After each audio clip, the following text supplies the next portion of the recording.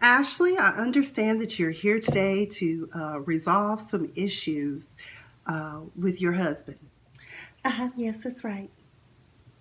So, Ashley, you shared with me that time and time again, Michael has always created a new roadblock or some sort of goal you needed to achieve in order to have babies with him. Is that correct?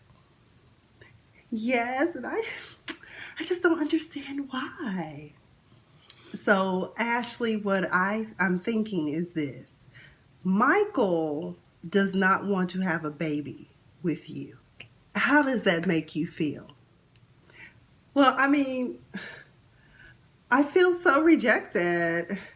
But you know what? I'm not going to give up on my marriage. And I'm going to go for it. Okay. We're going to have a baby. Okay. Okay. What is up, everyone? This is your girl, Miss Sophia the Diva, and you guessed it. We're here for the season finale of season 3 of Real Housewives of Potomac, Unsolved Mystery. And that was a little bit from Diva's counseling session.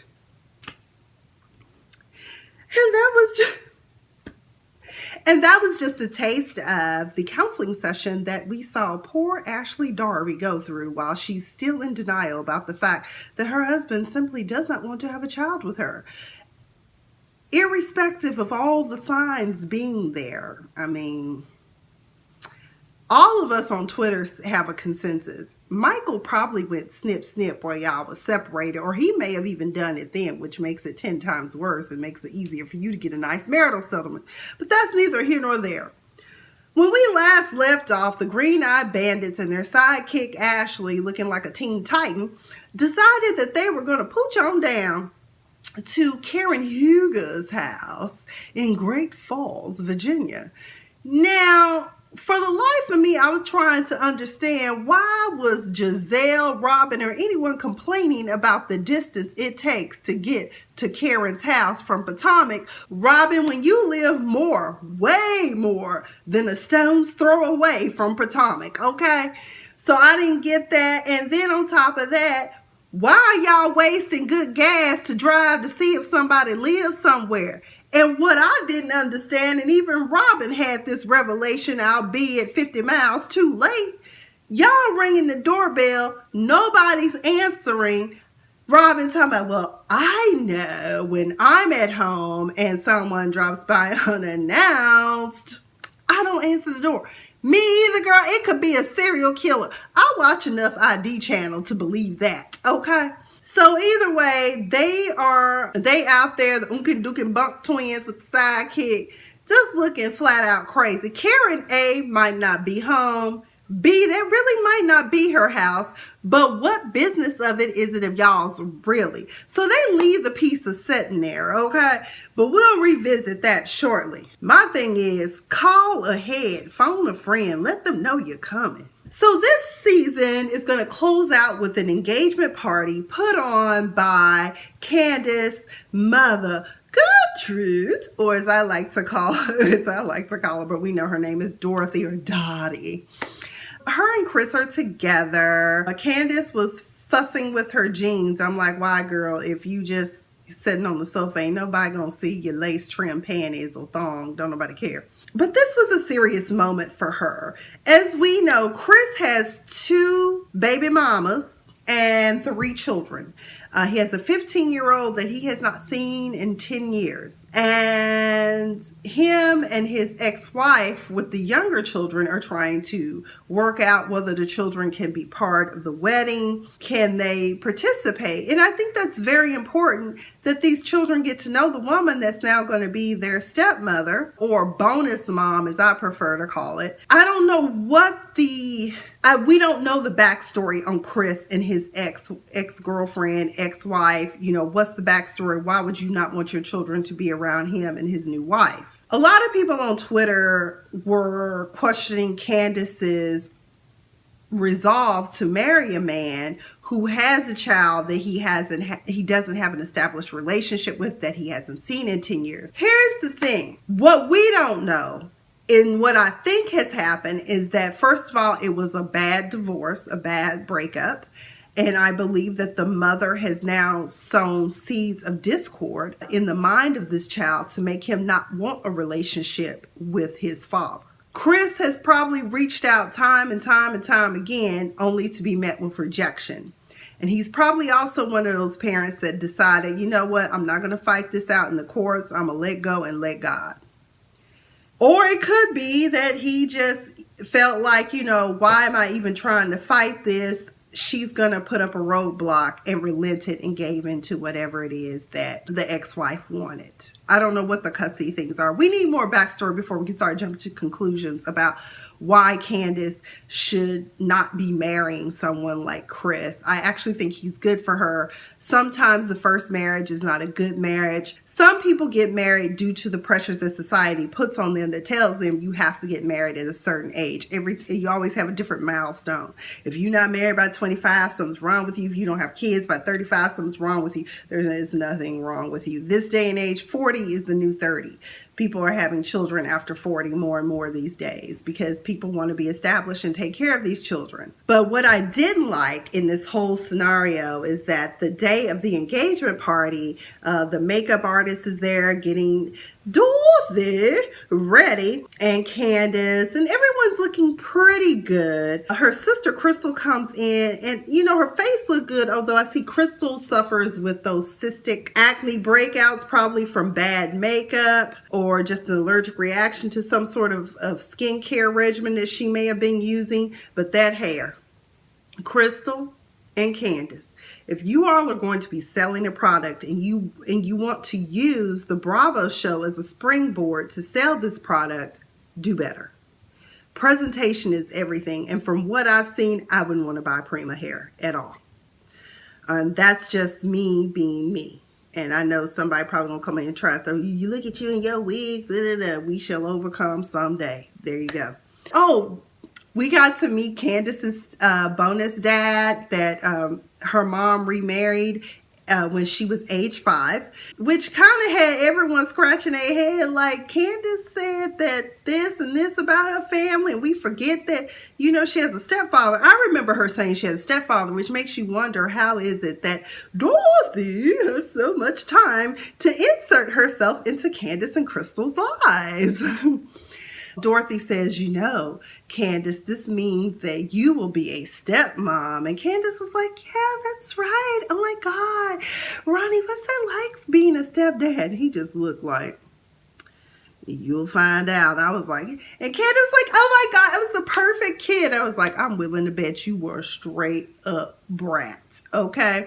Then Dorothy, Gertrude, decided that she thought she was going to make a funny. So she was like, Chris, so when you and Candiace have a baby, you will have 3 baby mamas. How about that? High five. High five. I'm like, that is nothing to high five about. And quite frankly, it's not that bad, actually, because the first one probably was young love. The second one was these children were created in the confines of marriage. And now the next set will be created in the confines of marriage if they make it that far. But I didn't like that. I thought that was in poor taste. It looked like Ronnie was just like, I'm just here for the cheese puffs. When we get into the cheese puffs. I wonder if Bravo sponsored this party. I wonder if Bravo's going to kick in for this wedding, like the extra stuff that Miss Dorothy isn't going to pay for. We go to the Hugers. There's no mention of the pizza, but honey, Miss Karen Huger is dressed in all of her combat refinement, ready for war, serving her Ray some good breakfast, okay? She's telling him that she had a good trip and all this stuff, but I kind of just zoomed over. Basically, it's the same thing. We learned that Ray has settled his tax debt. They've reached some sort of settlement with the government. Bravo tried to get further details from Karen. Of course, I know you know. The Grand Dame never tells, okay? No, honey, just know it's a settlement and we happy. One of the things I was disappointed to see is that as soon as Ray announced that this was said and done, Karen immediately was like, oh my God, I don't have to be on a budget anymore. Oh my God. I was like, you should always restrict your purse. It is not necessary for you to be spending that kind of money. Number two, where's that souped up Jaguar she had? She still got that? And then I was cracking up laughing. I said, well, look at this. Karen had her husband to come home to, but poor Ashley only had her dog and some luggage filled with dirty laundry mixed with clean clothes. How sad. But yet Karen ain't got no husband. Okay. Although it does seem awkward and stilted between Karen and her husband. Who cares? They're probably under, at that particular time and that moment in time, they were probably under a lot of stress. And I also think that around this reunion is when Karen, I think her father finally passed on. Her mother passed on back in November, and her father just passed here last month or back in June. But yeah, so I think that's why we saw a meltdown with Karen. I think that was just the pressure of her caring for her parents. And someone else noted that too, is that y'all were all concerned about where she was living, but not how she was doing. You weren't concerned about how her parents were doing. Not once, unless Bravo edited out, that we ever really hear someone ask out of concern about her parents, because you knew Karen was going through that. So now we're to the session with Ashley still in denial. So she's talking to the therapist. She's telling her, and Bravo starts doing these flashbacks of how Michael has constantly, time and time again, he wants the restaurant to be profitable. We just were separated. Your mama is not raising you right. And so the therapist was like, so when he said this about your mama, you know, that must have been very hard to hear. And so then when she cuts to the jugular, the reality is that no matter how many times you tell Ashley, Michael does not want to have a child with you. Ashley is going to seek to find an answer that will become yes. I think Funky Dineva was the one who noted that or Alex Rogers. I can't remember who I was listening to, but they made the note, and I said, that's true. It's just like, and I hate to say this as a comparison, but this is the only thing that comes to mind. I thought about what they said about, rest her soul, Donda West, Kanye West's mama. A few doctors already told her, we're not going to perform this, elective surgery because of your heart. We just not going to perform it. So she kept plastic surgeon shopping until she got to a surgeon that said yes. And that's essentially what Ashley's doing. She's searching for a yes that is probably just an invalid yes, a false positive, so to speak. But I was so glad. I was sitting there, I was like, please, therapist lady, please tell this woman that, look, girl, wake the fuck up. Michael does not want to have a baby with you. He doesn't want to be a father again. He's told you time and time again, he doesn't want a baby. Okay? Get into it, girl. Now Ashley has set the milestone after this. She was like, well, I feel so rejected.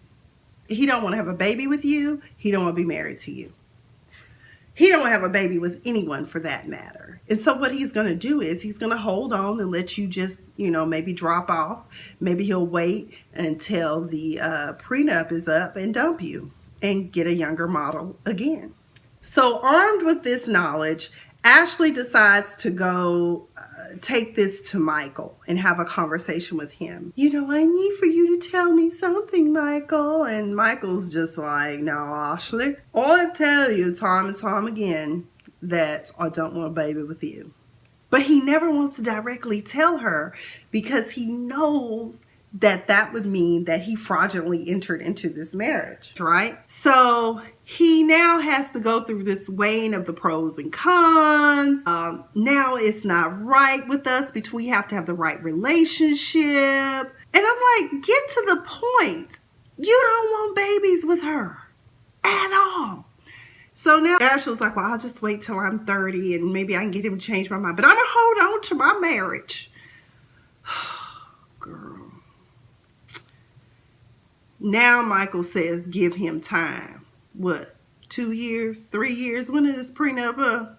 Ashley, girl, while he's weighing his pros and cons and thinking about it and taking his time, you need to go find you the best divorce attorney money can buy in DC and get out of this facade of a marriage and move on. I'm sure some NFL player will want your NBA player. I don't know. And that might be good for you. You need to be with people your own age. Because you are not mature enough to be in a relationship. Your behavior throughout this entire season, I mean, the whole way you approach Karen at this engagement party I'm about to get into. I mean, you act your shoe size, not your age. Act your age, not your shoe size. Maybe we can do the job. You don't have to watch Dynasty. But Michael don't want your extra time or your kids. He just wants you to get out his life, and he will pay you to go away. Real quick, Robyn has family day out. Juan's dad is there that he didn't know existed until recently. It's a great family time. I think it was one of the kids' birthdays or something. They would go and go-kart riding. And they were telling everyone about how they had a medium come over, and the medium told them that although Robyn had never met her, that she approved of Robyn. She was a good woman. And of course, Robyn, you know, that I don't know if, you know, Juan and I are like ever going to get married again. But right now we're just taking it slow. I'm like, how slow and slow? A crock pot would cook faster than y'all trying to make a pimp decision. But you know what? Juan is probably one dragging his feet. Robyn wants to be married to Juan, but Juan is like, look, you fucked up the church's money once before. Shout out to Funky Dineva. And I don't know. And then we see at the end in the preview that she had spent $35,000 on a jackleg contractor who screwed her over. I was like, girl, please don't let this be a Chateau charade moment where 5 years later this investment property finally gets built and sold. Oh, Lord Jesus. Anyway, but at the engagement party, the Grand Dame shows up in a fabulous tangerine outfit. Ashley is in the car ride chatting away to her daddy. Daddy, remember that time when we went? Oh my God, it was so obvious, because that's what the conversation sounded like. Like she was a little kid in a car with her daddy going back down memory lane. And of course she can't get there because her and the green-eyed bandits want to confront Karen about whether she got that pizza, and also to seek truth, justice, and fairness in the life of Karen. Okay, girl, bye. Then Ashley made the comment. I don't know if a lot of people caught this, but it disturbed me because, and I've been guilty of it back in the day, but I was in my 20s. That's right. Ashley still is in her 20s. It's like, why are we doing it this way? Why are they we need to, don't worry about why people do and pick and choose what it is they want to do. Just let them, if it makes them happy. Hell, if she wanted to have her damn engagement party on Mount St. Helens doing a volcano, your ass didn't have to show up. Because Ashley made the comment to me, oh my God, why is she having a rooftop party in October? It's so cold up here. Reason number 405, why Michael do not want to be with you no more. You sound like a child. You sound like your shoe size, which I imagine is size 7 or 8. Then when she gets to Karen, she sits down with Karen. And somebody, okay, Karen, it's so nice to see you wearing your engagement ring. And Candiace is like, why would you even say something like that? Well, what? What's wrong with it? It's nice. And I'm like, so you don't even have the decency or the common sense to recognize and realize when something is improper. And she goes, oh, what? What, Karen, you still not talking to me? That's juvenile right there. If Karen don't want to talk to you, so be it. And so Karen finally was like, you know what, fuck the dumb shit. Let me come about my face real quick and tell this dumb bitch a little something about herself. Bitch, and I don't care what you think about my ring, my toenails, my fingers, I don't give a fuck what you think. The day I give a damn about what you think about me is the day I need to be put in a damn insane asylum. I was like, oh, bravo, Karen. And my whole thing is with this whole thing, because Robyn and Giselle couldn't wait to get there to confront Karen about this Pizzagate. But my whole question became, who would have a storyline if Karen took a back seat? Like if Karen took a Charisse route. I mean, what storyline would y'all really have then? Because this whole season for Robyn, Ashley, and Giselle really has been focusing on Karen and her life. Giselle, yeah, she had that slip up with Sherman, but honestly now that I think about it, I think Sherman and her were still together secretly, and that they decided to have a pretend breakup so that he wouldn't have to film, and him and Kendall would never connect in that capacity on that show. So we'll see at the reunion if it's revealed that her and Sherman are getting back together. They do reveal at the end of this episode that Gizelle is shopping for a bigger home for her daughters and her mother, because her mother wants to move up from Houston. Then the other thing that pissed me off was Michael. Whatchamacallit, I guess Ashley has Michael also doing recon work, because he gonna ask Ray, say man, no, this is what really pissed me off even further. How rude is it? Ray is trying to have a conversation with Candiace's aunt, and she's telling him what she does. She has her own medical supply business inside of a medical facility or something. And then here comes Michael. Hey, Ray.